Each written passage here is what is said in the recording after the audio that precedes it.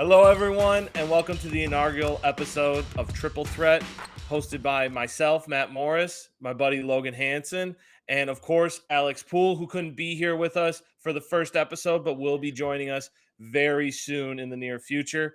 We have an interview with Brian Butch, the former Wisconsin Badger and the Polar Bear, talking about the Big Ten and the Friday Fish Fry, a Wisconsin classic. So we're going to toss to that right now, but make sure to like and subscribe for more basketball and all sports content on BVM Sports.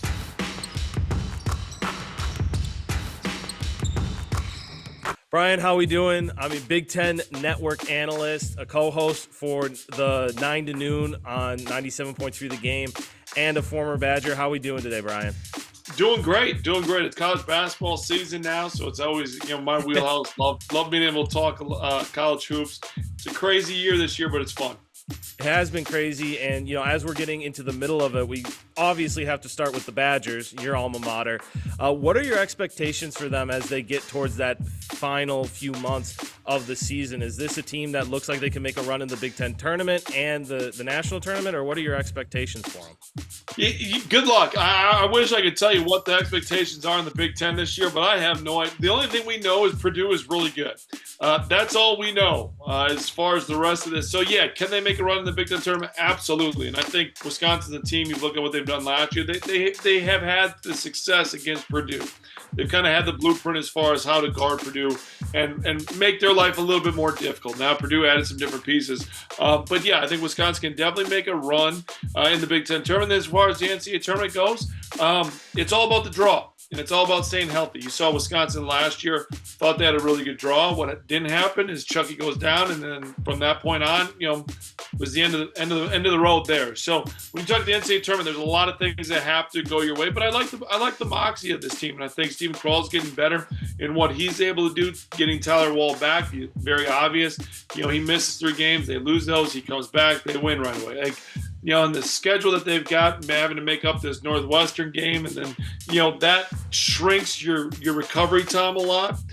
So we'll see how this stretch goes in this next 2 weeks, because it's kind of an important one when you look at how they're trying to handle this with their recovery and just trying to have as normal of a routine as they can. Yeah, definitely. And you mentioned that the Big Ten is kind of Purdue and then everybody else. Just how do you see the Big Ten shaking out this year? Do you think Purdue is just the team that's going to ride at the top the entire season, or do you see somebody else coming to take that spot? And who do you think makes the tournament? Yeah, I think that, Mike DeCourcy has about 9 teams, and I think that's probably the right number. When you look at Purdue and what they've done, they've got Zach Edey. He's the best player in the Big Ten, but he's also the National Player of the Year, right? And what he's able to do. Sunday night he had a bad game. He had 25 and 17 still. That's a bad night for Zach Edey as far as just kind of the other things that he does.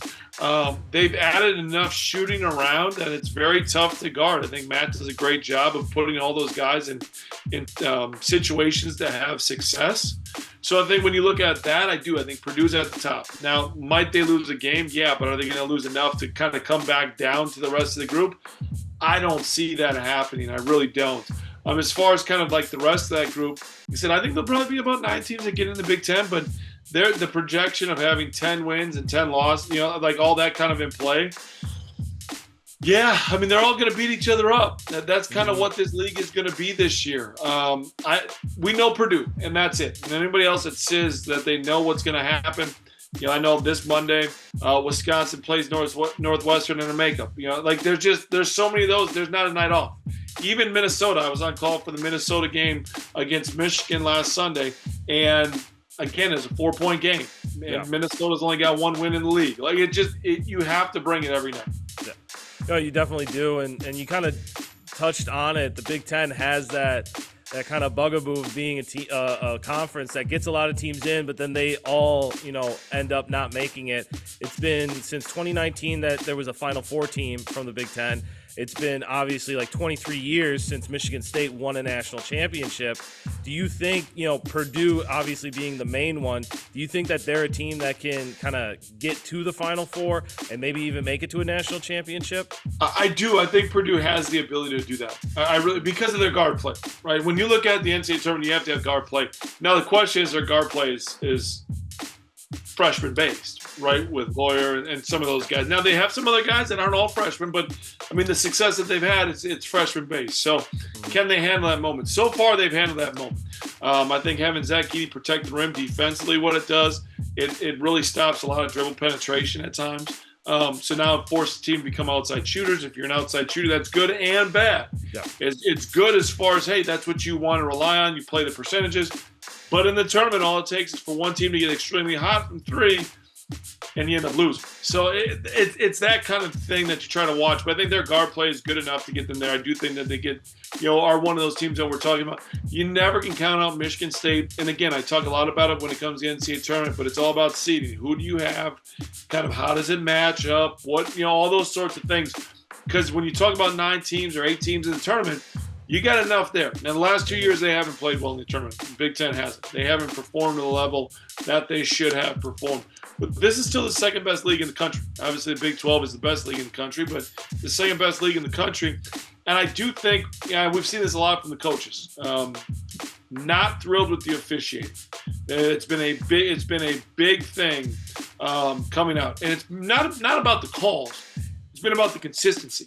We've seen coaches get upset that haven't really got upset a lot about what was a foul in the first half, not a foul in the second half, and those sorts of things. So I think that's something to monitor too, because the officiating in the NCAA tournament is different than what Big Ten play is. Yeah, no, I definitely understand you there. And you definitely see the coaches, they're a little bit bombastic on the sidelines there when they don't get those calls. I am curious, because you're the Wisconsin native, Appleton guy. Gus Yalden is from Appleton, highest ranked player from Appleton since you. Are you claiming him as an Appleton native, even though he's kind of bounced around here in his high school years? He has bounced around, hasn't he? He's been all over the place. It'll be interesting to see kind of how that plays out at Wisconsin. I think Gus he fits the system, and I think that's the biggest thing when you talk about recruiting.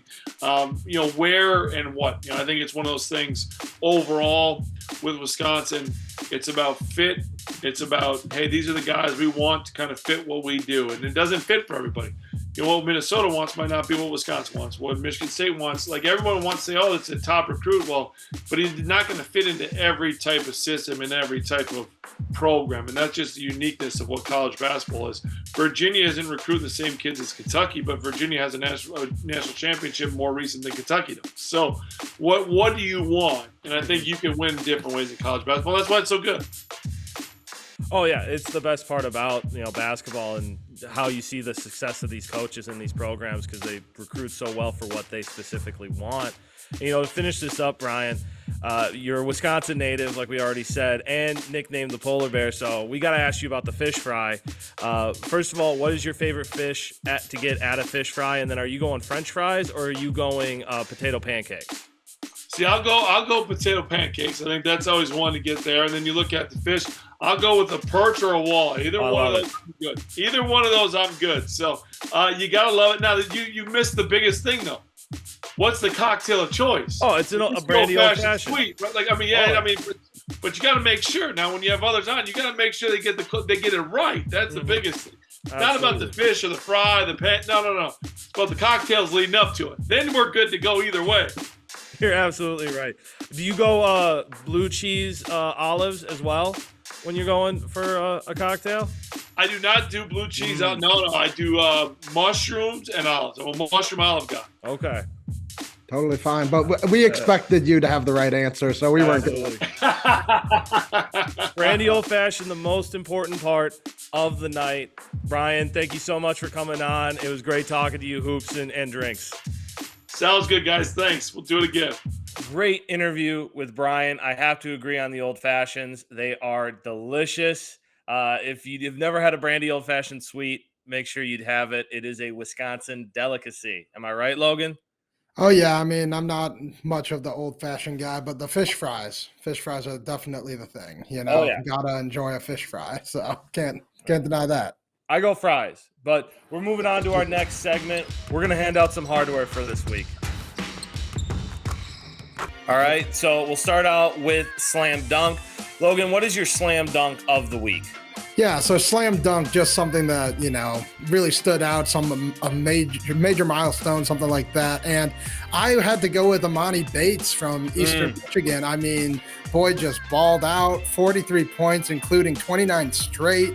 He was hitting it from three. He was perfect from the line. I mean, he was a top recruit not too long ago. Surprised everybody going to Eastern Michigan as a transfer, just like, dude's a dog, straight up. He proved it right then. It was a loss, but he's high-end talent. Kind of reminded me of maybe Patrick Baldwin Jr. a little bit at a small school like Milwaukee. Like, he could find his way at the top of the draft at some point.